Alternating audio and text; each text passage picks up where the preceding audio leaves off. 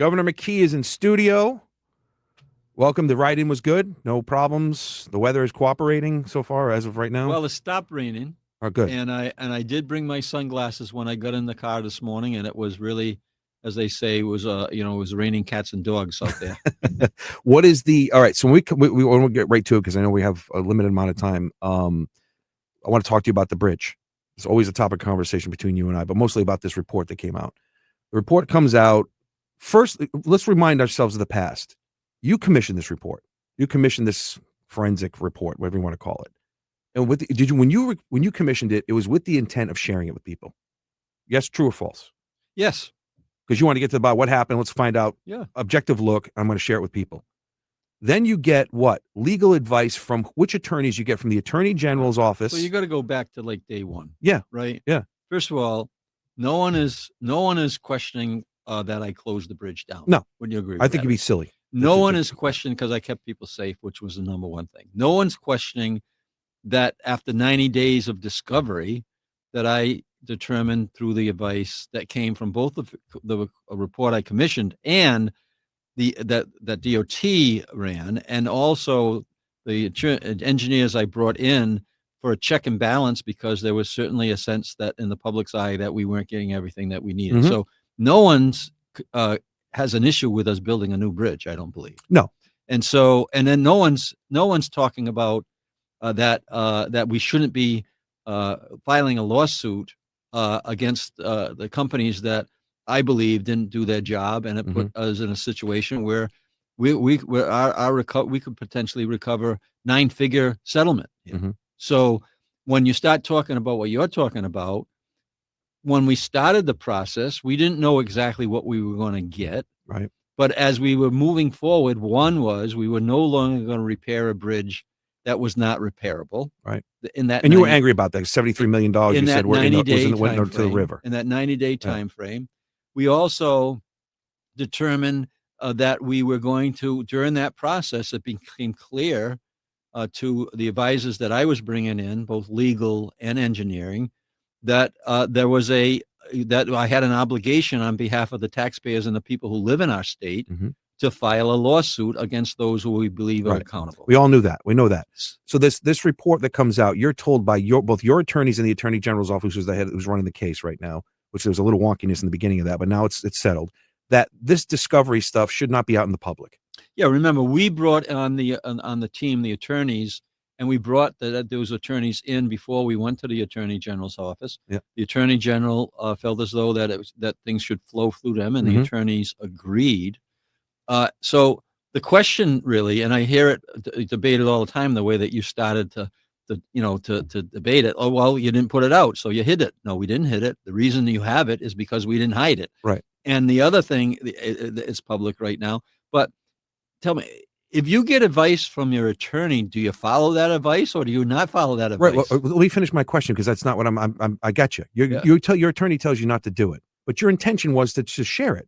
Right. The intention was to share it. Right. But like I said, but your attorney tells you later on, no, don't share it, because but there was no attorney when we started the process, right? Because we thought we were in a 90-day time frame to repair the bridge. Right. And remember, we went from, as soon as we knew we were going to build a new bridge, we went from 2 lanes going in opposite directions off the what was the eastbound side of the bridge to 3 lanes, and actually there's no significant difference between the traffic flow today and when it be prior to the bridge closing. So we did all that work, Matt, as soon as we determined, hey, this is going to be a longer time frame than 90 days.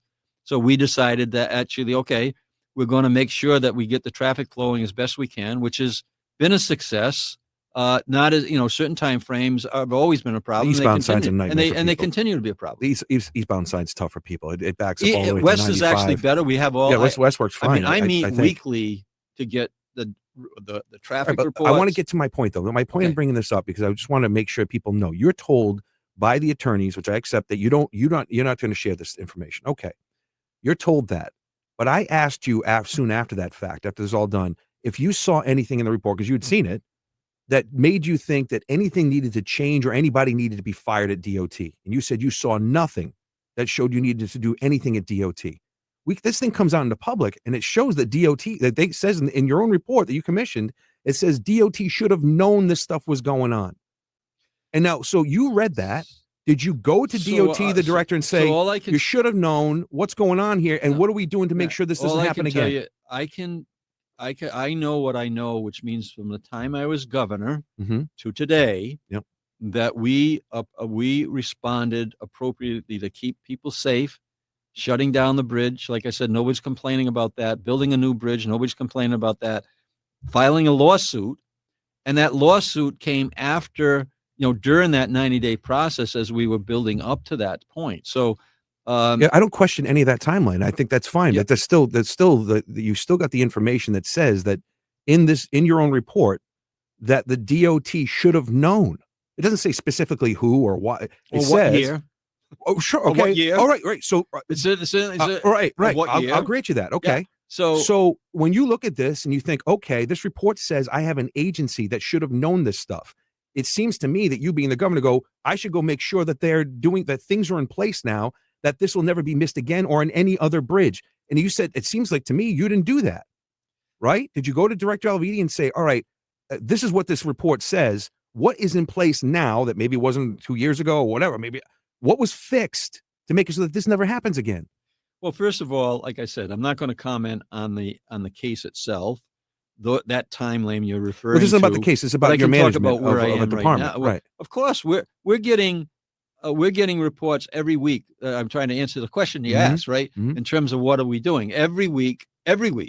I meet with the DOT team, with our attorneys, with our office, Joe Almond, who we actually still have put in charge of the from my office accountability. Every week we put together the transportation strategies on that bridge, the inspection strategy on that bridge, the weight measurements that have been put in since I've been governor and determined that we needed a new bridge. There's a bunch of work that has been done. Right, so you've had to do it. You've had to do it through your office. You've had to run the DOT from your office is basically what I'm hearing. No, what you're hearing is I'm instructing the DOT, and especially in that space, to make sure that we're doing everything we can to keep people safe. And we have less accidents today than we had before the bridge closed. Yeah, but Governor, so that's a direct result, Matt. Come on, let me answer this. Yeah. That's a direct result of the work that I'm doing as governor. The traffic flow, we have a count on that. The idea of the accidents, we have an account on that. The weight loads are being measured. The state all police, eyes are on the thing state now, so police, you'd be crazy that not was a to. 10. When that closed, that moved from a basic management strategy that DOT was managing. In my eyes, to me as governor, that was a 10. And so we're still treating that as a 10. But your own today. audit report says that the DOT should have known that these things were deficient. They should have known the fact that they blame all over the place. But they said your department should have known this, not under you. I don't know when, right? So it seems to me you look at that report and go, have we changed everything around or anything around to make sure that other bridges in the state of Rhode Island aren't being missed with something like this? Well, I think Did you do any of that after the fact? Since I've been in office, we've moved up significantly on infrastructure, rankings on states. So yes, I've made certain changes that I felt as though we weren't heavy enough on road, on actually putting road and asphalt down when we're doing all the bridges. By the way, we're doing new bridges, and any blue bridge is a new bridge. So when people go by that, we want them to know that that's work that predominantly has happened under my administration, although, it started before I was there, but we accelerated. And the paving that's going on, that's all a reflection of changes in that, in terms of the focus that. But there's been no reordering of organizational charts or a restructuring of the engineering department, a change in anything that is a result. You saw that report and said, we got to fix this. And you went to Director Alviti with the report. Can't bring it out to the public because the lawyers told you not to, but we can fix it internally. Yeah. So was there any of that went on? I'm explaining what we've done, right? I mean, just on that bridge alone, there is inspections that got accelerated. There is weight, measurements that are done there. There's enforcement. You're talking about the management of that bridge. I'm talking about changes inside the agency. Well, that's a change in terms of focus in there about processes, and that's getting applied to all infrastructure in the state of Rhode Island, right? As a result of that report. No, I think as a result of the fact that that we had a bridge that we were repairing that shouldn't be, that was not repairable, and then over a 90-day time frame, became clear we need a new bridge. So obviously that red flags are going off all over the place to make sure that people feel as though that we're the infrastructure that is being put in place today or it currently exists is safe for them to use. And so the changes that you have implemented by your orders at Rhode Island DOT have now made DOT, in your opinion, better than it was when you took over? Well, I always feel as though that my management improves. No, but I'm saying you've had all you're areas. saying you had You're to going make to talk about education shortly. We will, I think yes. that I have an awful lot to do with the progress we're making on education. And yes, I am absolutely committed in the state of Rhode Island to improving our infrastructure, and all the things that I've done demonstrate that. Whether it's a road restore program where I put up millions of dollars to local communities, all 39 cities and towns are participating in that, Matt.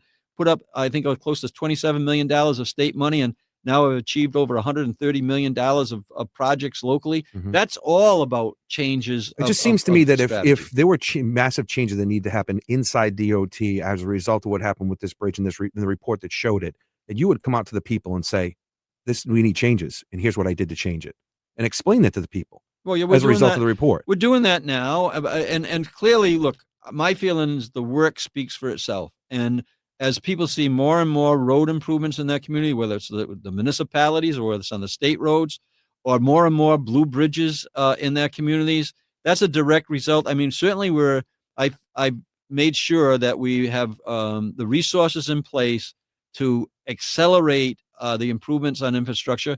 That's one of the people's biggest frustrations in the state. Yeah. I get it. Yeah. And we are working on it. And remember, I've been in office after when you count the COVID, that's fine. About 4.5 years right now in office. Mm-hmm. Look at what's got done since I've been governor. Well, let me ask you about this. Speaking of which, the report, were you frustrated? Because I sat there and I watched as the Attorney General corroborated what you said about not being able to put it out into the public.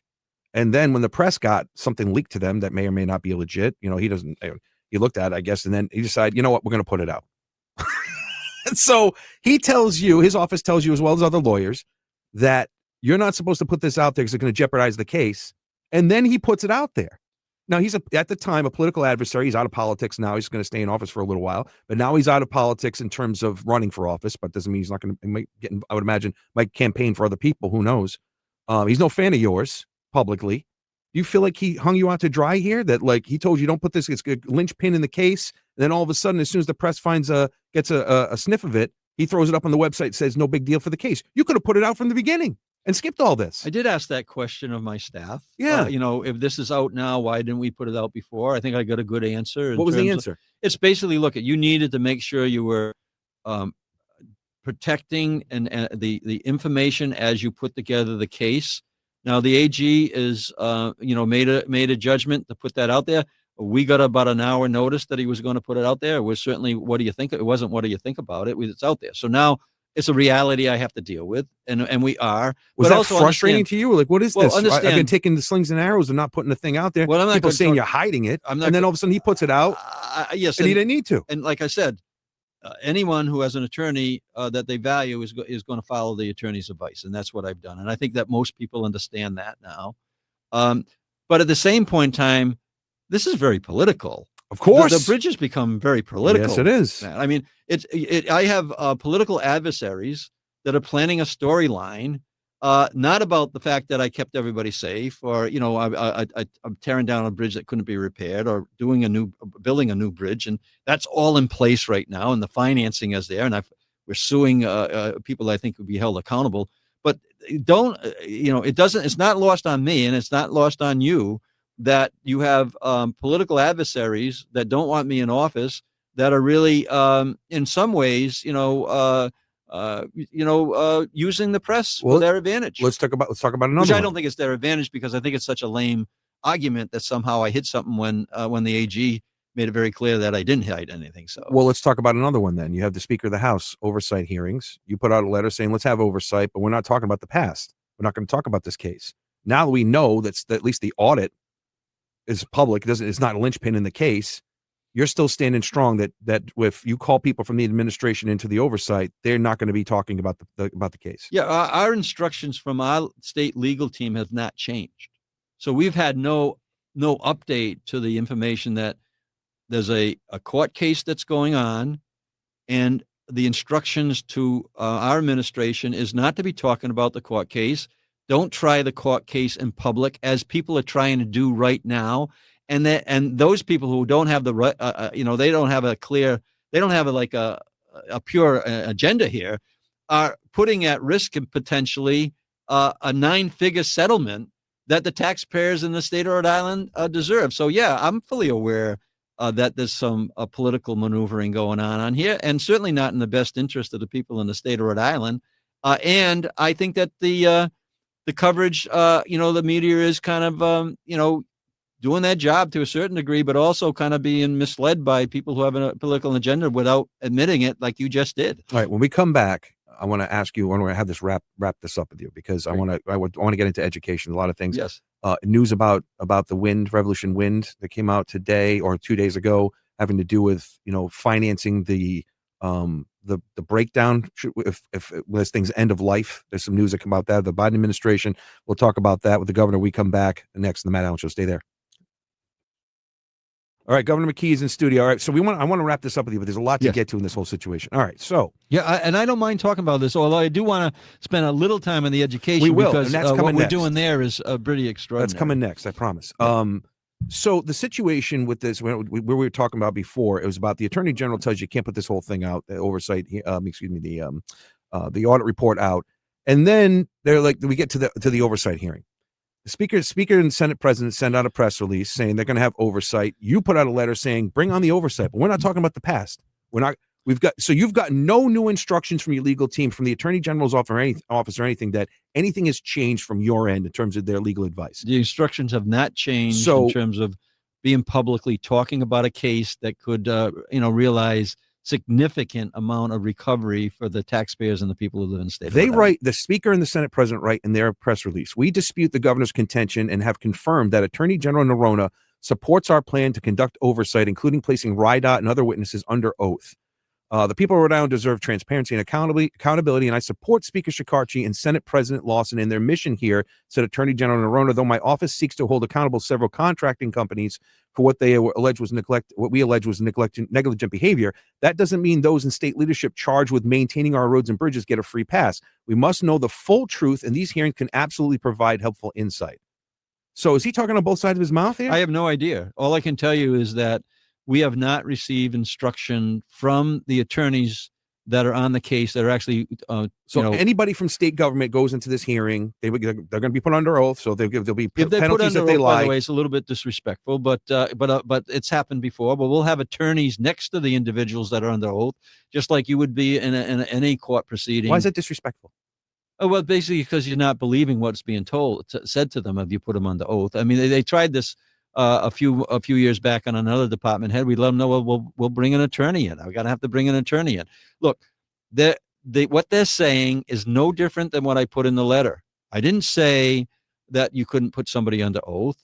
I said what I did say, because I think it was very important, and I am transparent about it, even if the news is not what certain people want to hear. Mm-hmm. But I am transparent, and I felt it was very important, first of all, to spell out the case that we're in, and the sequence of that case, which is different than we're only hearing like half the story in most of the news reporting that's going on. And I made sure that they understood, and the public understood, that our advice from the attorneys is not to speak about the case in public. We're not going to try the case in public when we're going to try the case in court or through legal negotiation. I was told by the Speaker's office today that they're looking into ways to compel testimony.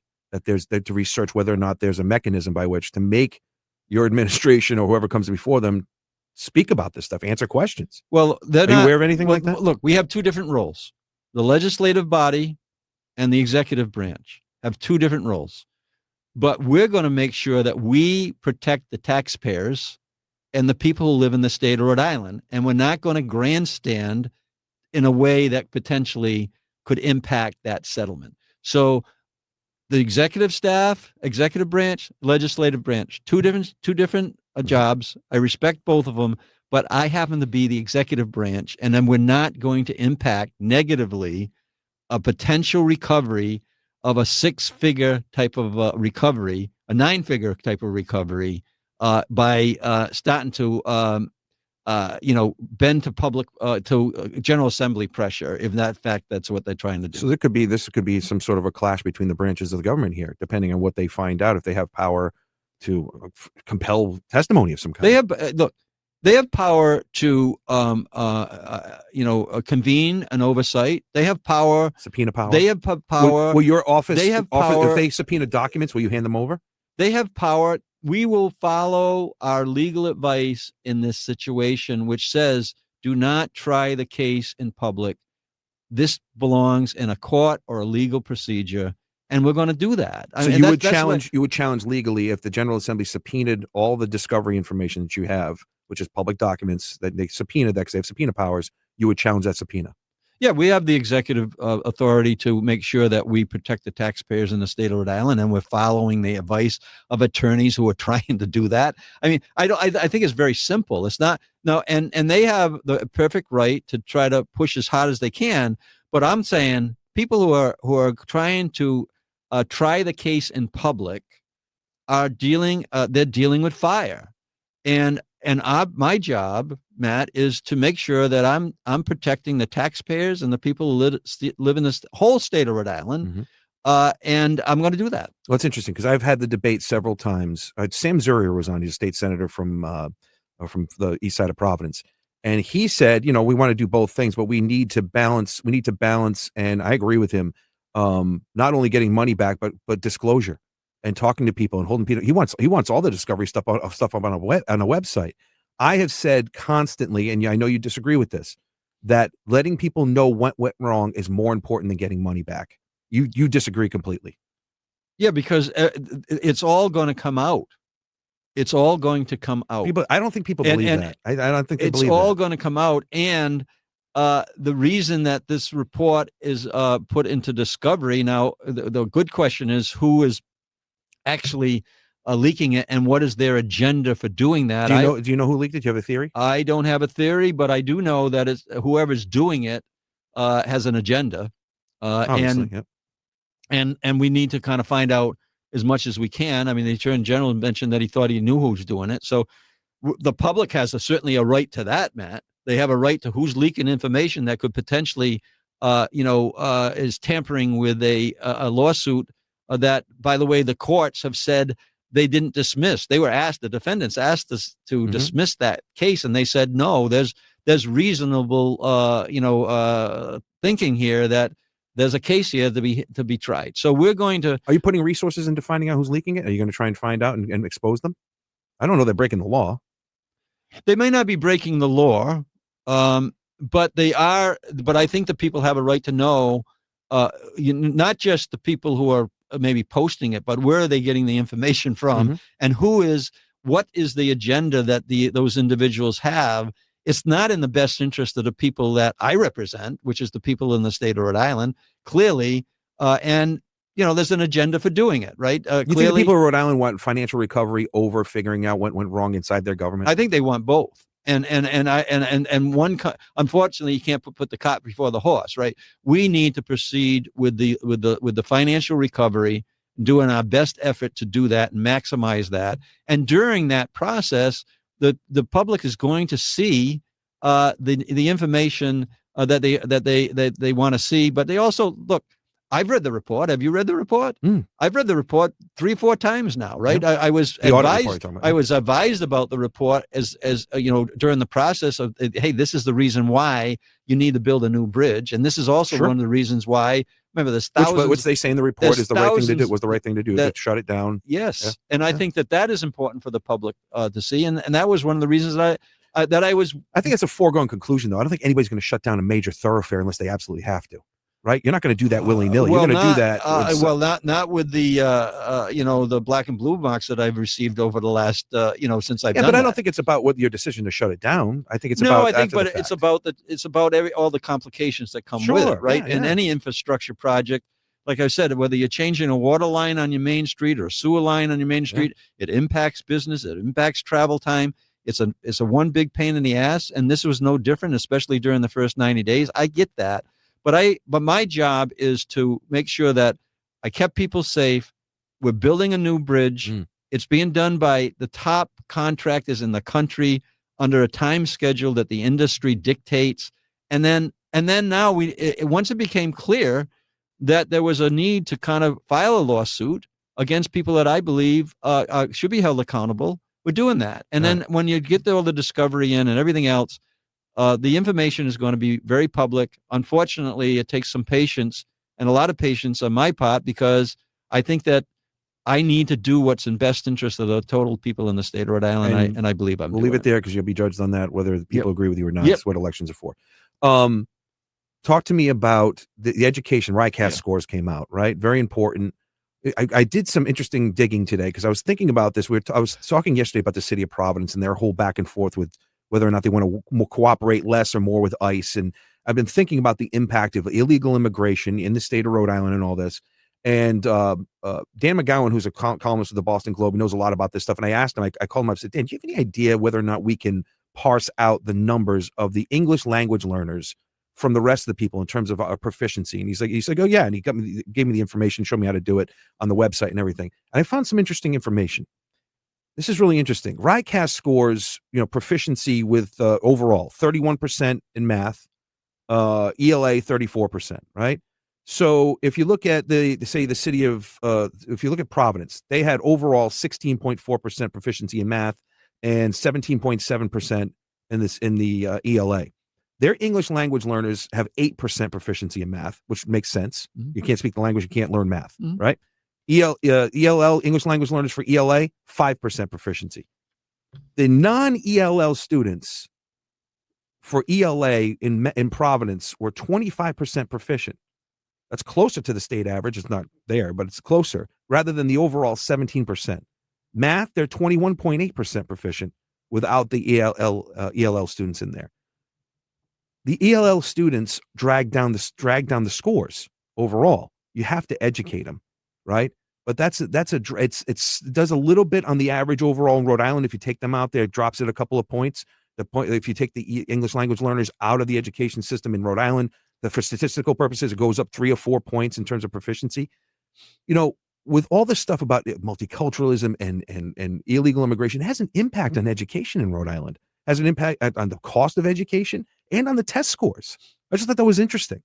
Yeah, I agree. I mean, Matt, you had me in here as a lieutenant governor, probably not as a mayor, but just go back to the op-eds that I wrote back in 2007-9 timeframe as a lieutenant governor. And now as governor, I'm able to address those issues head on, and I have, right? So, what you have to do is you got to get down to the basics, which the basics means, number one, get the kids in school and making sure that but also this is a larger issue. I mean, our immigration, we're just letting people come into the country all over the place, and then we are legally obligated to educate them. The good news is once they go through the ELL program, they do better than the kids who are non-English language, according to the RICAS. They actually do better than the kids who have the English language as their main language. Yeah, and I've done this. You know that I started mayoral academies. We're dealing with Central Falls and Pawtucket, same core group that you're talking about. I mean, the high school this year was the 5th best high school in the state of Rhode Island. So I'm pretty experienced at this work. Mm-hmm. And I understand the building blocks to get it done. You need to have a good commissioner. Commissioner Fonte Green is a really good commissioner that I'm working with on a regular basis to make sure. Let's again, the building blocks, whether you're ELA or not, whether you have a language issue or not, right? You need to get the kids in school. And so we have lowered, since I've been governor, from 34% chronic absenteeism to 22%, and it's going to go down even more. That's a big success, and it's even going to go huge. Down more. It's amazing when you focus. When you get one good thing, I think and I've said this before in the air, you have to take credit for this, is that you focused everybody rowing in the same direction, right? You got the mayors on target. It's a thing in school now. If everybody's focused on the same thing, which is basic, you got to get in school. So otherwise, you can't. Yeah. You're not going to learn a damn thing if you're not there, right? And so that drop is huge. That's a huge drop. When are we going to see when does that translate, do you think, time-wise into test scores? You're already starting to see it, right? Because one of the things I did set a really aspirational goal in some people's mind, but I was actually serious about it when I said we will meet or exceed Massachusetts levels by 2030. 39% we've closed the gap in reading since I've been governor with the Massachusetts. I know that they're struggling, but everybody's struggling, as you saw in that article that you're referring to. Yeah, New England is struggling. And we're recovering. Look, we're showing progress, on the positive side. Others might be on the negative side, but 39% closing the gap on our reading, 29% closing the gap on our math. We did the attendance. It's a very strategic strategy, Matt, that I put in place. Again, you talk about influencing management of DOT, or whether it has education. We rely on our teachers to do the work. We rely on the families to understand they got to get their kids in school if they're failing well enough. But now we did the attendance matters, right, where I can track chronic absenteeism, every school by year to date against the year to date. And we were up, I think 95% of the schools last year had better attendance than the previous year.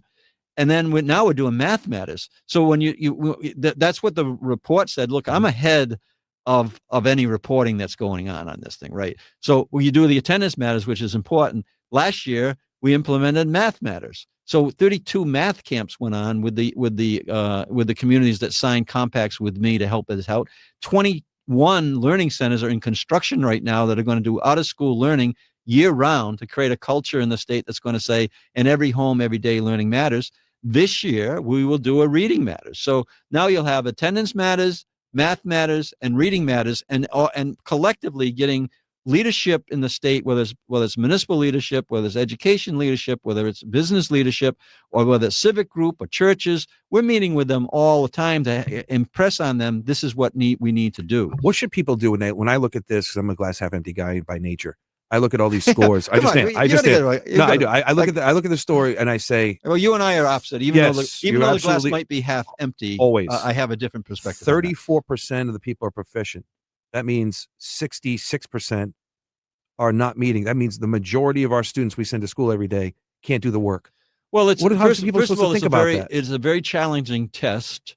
That certainly is one that we're competing with Massachusetts on. And by the way, Massachusetts test. at its highest was like 51. Yeah, it's never the vast majority. And that's what you need to do. You got to, in order to, first of all, to get the first level of accomplishment, you need to be competing against the competition, right? So when I say we'll meet or exceed Massachusetts levels by 2030, and then when I was brought to Washington, the White House a year ago plus, to talk about the Attendance Matters program, because it's nationally known right now. It's internationally known what we're doing. I said to everybody in the audience, and I was the only elected official amongst a number of school administrators from around the country. I said, look, our goal is to meet or exceed Massachusetts levels by 2030. Our goal is to be the very best in the country. And I challenge everyone in this room to have the same goal. Because if everybody was trying to achieve to be the very best in the country, then the country's is going to get better. It's going to get stronger. So I believe in a small way, the work that we're doing in Rhode Island is not only helping the young kids reach their potential, but it helps the families. It strengthens the community. It strengthens the state.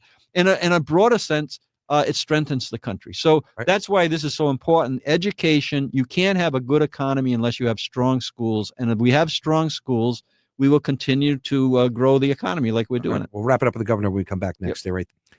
This is wild. The governor just told me something off the air. You're already sending letters out about people being on track for being chronically absent? There's communication going in. If you're chronically absent and you're not up to reading and math skills, we need to pre-identify the kids that are chronically absent. And October. Let families know. And this is already in the process. This is the mechanics of. Oh, is this just general communication with everybody? Or there are already kids you're targeting, knowing that they're already on the track to be chronically absent in October? We are targeting, and that's a bad word. We are actually focusing on kids that are tracking towards chronic absenteeism, and there'll be a communication to the families. I just wrote a letter to all the families about this idea that in every home, every day, learning matters. Have your child in school if they're feeling well enough, and also congratulating them on some significant progress on the reading and math outcomes, and then actually moving in to one of the national rankings. We just moved into the top 10 on one of the national rankings. So we're doing the work. And I can tell you, just like you're looking at Mississippi, all over the country, they're looking at what's happening in Rhode Island. All right, Governor, thank you for your time. Appreciate it. We'll see you next time. Thanks. Time for the Dan York Show coming up next. Stay right there. Thank you. Bye.